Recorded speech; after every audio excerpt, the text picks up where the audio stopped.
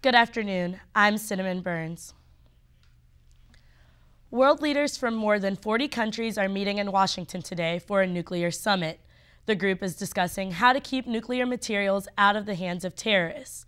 President Obama says he hopes the summit will start a global effort against nuclear development by terrorist groups. Republican critics say the president isn't taking a tough enough stand against nuclear threats from Iran and North Korea. Elections in the Sudan are being extended for another 2 days. The Sudan Election Commission says it wants to make sure everyone gets a vote. Election monitors are complaining that voting hasn't even started in some parts of the country and that some voting stations have been moved without notice.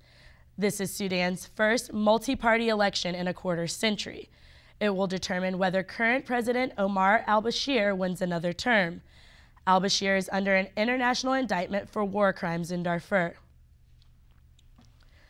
Russian investigators are blaming human error for the crash of a Polish plane that went down near the Smolensk airport in western Russia this weekend.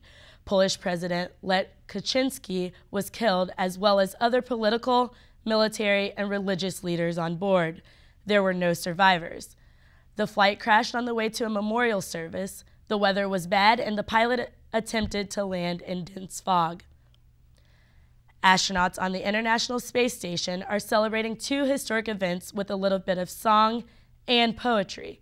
Tuesday marks the 49-year anniversary of the first spaceflight, and 2 Japanese astronauts are in space at the same time this week.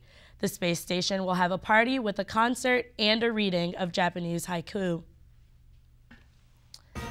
That's all we have for today. I'm Cinnamon Burns. Tune in next week for District Wire News.